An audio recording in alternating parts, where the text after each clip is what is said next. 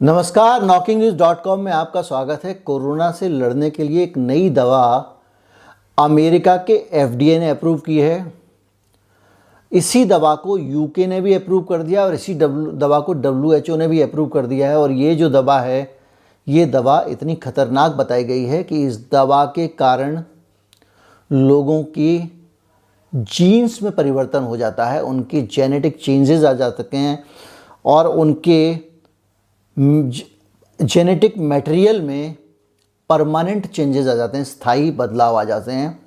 और ये दवा बहुत ख़तरनाक हो सकती है। उसके बावजूद इसको अप्रूव कर दिया है अमेरिका के FDA ने। ये उनके लिए दिमाग खोलने वाली खबर भी है। जो यहाँ बैठ के लोग अमेरिका के FDA से अप्रूव्ड है या नहीं, ये सवाल पूछते हैं सीधा किसी भी दवा के लिए। और FDA से अप्रूव्ड है तो उसको मान लेते हैं ब्रह्म वाक्य है, ये तो अब राम जी ने कह दिया तो अब सही ही होगा। लेकिन इस नई कोरोना वायरस की दवा के अप्रूव होने के बावजूद इसमें ये खामियां आई हैं।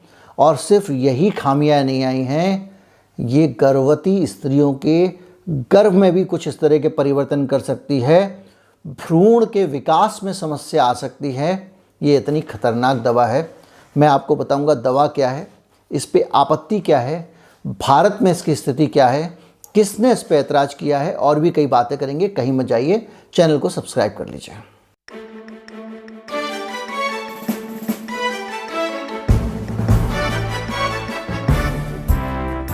ICMR, Indian council for medical research. ICMR ये तय करती है कि कौन सी दवा हमारे नेशनल प्रोटोकॉल में शामिल की जाए, कौन सी नहीं की जाए, कौन सी दवा लोगों को देना सुरक्षित रहेगा, कौन सी देना सुरक्षित नहीं रहेगा। और यही वजह है कि ये जो नई दवा आई है जिसका कि नाम है मोलन्यूपिराविर। मोलन्यूपिराविर जो है वो एक दवा है जिसको बताया गया है कि ये कोरोना वायरस के मरीजों के इलाज में काम आ सकती है। इसको FDA ने अप्रूव कर दिया है और वहाँ पे इसको 1433 जो मरीज हैं उनको टेस्ट करने के बाद में परमिशन दी गई थी। लेकिन भारत के ICMR ने इसको मेडिकल प्रोटोकॉल में रखने से मना कर दिया है, क्योंकि ये परमानेंट जेनेटिकल परिवर्तन लाती है शरीर में, जेनेटिक मटेरियल में स्थायी रूप से बदलाव कर सकती है। ऐसा मेरा कहना नहीं है, ICMR का कहना है। ICMR के चीफ बलिराम भार्गव ने इस बारे में बाकायदा एक बयान जारी किया है। उन्होंने कहा कि हम इस दवा को अप्रूव नहीं कर रहे हैं। और मैं फिर आपको बता दूं कि इस दवा को बाकायदा विश्व स्वास्थ्य संगठन अपने ट्रीटमेंट प्रोटोकॉल में ले चुका है। और इस दवा को यूके तो अमेरिका जो करे वो यूके करता है। कभी आप देखिएगा मक्खी मारेगा अमेरिका तो यूके भी मक्खी मार के अपनी कॉपी में चिपका देगा, उसने भी किया है। अब ये इतनी खतरनाक दवा है जो आपकी पीढ़ियां, अगर जेनेटिक मटेरियल में बदलाव करती है तो आपकी पीढ़ियों को भी कहीं ना कहीं हो सकता है असर डाले। और ऐसी दवा को मंजूर कर दिया FDA ने। और हमारे यहाँ के डॉक्टर हर चीज़ में FDA देखते हैं।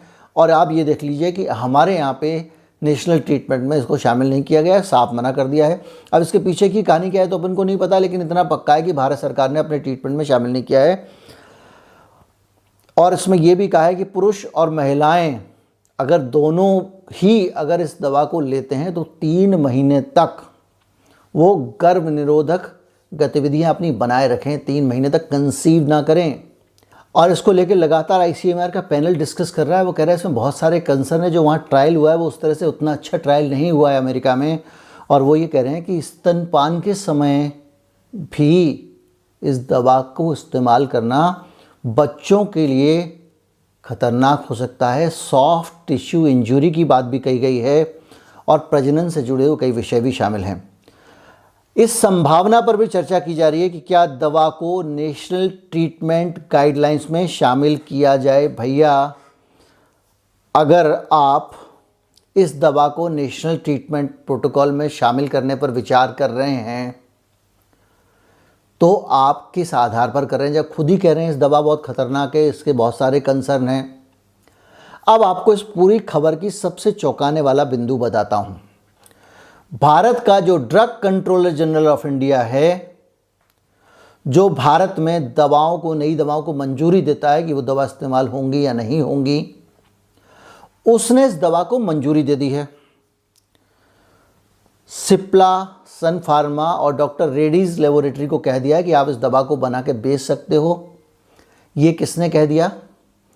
ये कह दिया drug controller general of India ने, यानी हिंदुस्तान का जो ड्रग कंट्रोलर है वो कह रहा है कि ये दवा आप बनाओ और बेचो।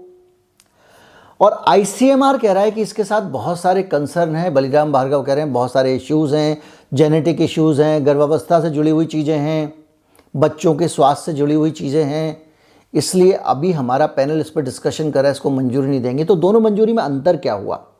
दोनों मंजूरी में अंतर ये हुआ कि राष्ट्रीय जो प्रोग्राम है कोरोना वायरस को कंट्रोल करने का, उसका हिस्सा ये दवा होंगी या नहीं होंगी, ये तो आईसीएमआर कह रहा है। लेकिन बाजार में बिकेगी और कोई भी डॉक्टर आपको अगर प्रिस्क्राइब कर सकता है तो हो सकती है, क्योंकि डीजीसीआई ने इस दवा को अप्रूवल दे दिया है। तो कितनी खतरनाक स्थिति है कि अगर एक दवा इतनी ख़राब है जिसको कि अभी तक हमारे देश के आईसीएमआर ने फैसला नहीं किया है कि उसको नेशनल प्रोग्राम में शामिल करना है कि नहीं करना है, उस दवा को बेचने की छूट मिल गई है, बनाने की छूट मिल गई है। ये सोचने का विषय है कि किस तरह से नीतियां तय होती हैं। और इस सबको छोड़ दीजिए नीतियां और सरकारों को, एक बार सोचिए जो लोग ये दवा बनाते हैं, जो बिग फार्माज हैं, क्या उनको समझ में नहीं आता कि ये दवा हम बना रहे हैं जेनेटिक मटेरियल में चेंज कर देगी, ये कर देगी टाइप की जो बातें हैं, वो खुद उनको नहीं देखना चाहिए? दवा बनाते समय आपको पता होना चाहिए कि इस दवा से क्या हो सकता है। भाई बाद में आप ट्रायल करते हैं तो वो तो अलग बात है, उससे तो छोटी बड़ी चीज़ें कुछ पता चलती हैं, लेकिन मेन तो आप जब दवा बनाना शुरू कर रहे होते हैं तभी आपको पता होना चाहिए कि इससे क्या नुकसान होने वाला है, क्या नहीं होने वाला है। बहरहाल स्थिति बड़ी समझदारी से काम करने की और सोच के चलने की है। सरकारी घोषणाओं पर नज़र रखें, देखें क्या निष्कर्ष निकलता है, एक्सपर्ट्स को भी सुनते रहें और कोई भी फैसला मेडिकल ट्रीटमेंट से जुड़ा हुआ अपने आप ना लें, उसके लिए एक्सपर्ट्स को ही बोलने दें। जैसे अब जो कुछ खबरें आई मैंने आपको बता दी, ताकि आप वेल इन्फॉर्म्ड रहें। आप जब अपने एक्सपर्ट से, अपने डॉक्टर से बात करें तो ये सवाल आपके पास रहें जो आप उनसे पूछ सकें। एक समाधान का पूर्वक अगर वो उत्तर देते हैं तो वो आपके काम आएगा। उम्मीद करता हूँ वीडियो आपको अच्छा लगा होगा। अच्छा लगा हो तो ज़्यादा से ज़्यादा लोगों तक पहुँचाएँ, इस वीडियो को शेयर करें और इस चैनल को अगर आप सपोर्ट करना चाहते हैं तो हमारा यूपीआई आईडी डिस्क्रिप्शन में है, उसके ज़रिए आप भुगतान कर सकते हैं। एक बार कोड भी स्क्रीन पे आपको कई जगहों पर दिखाई देगा, उसके ज़रिए भी भुगतान किया जा सकता है। नमस्कार, जय हिंद।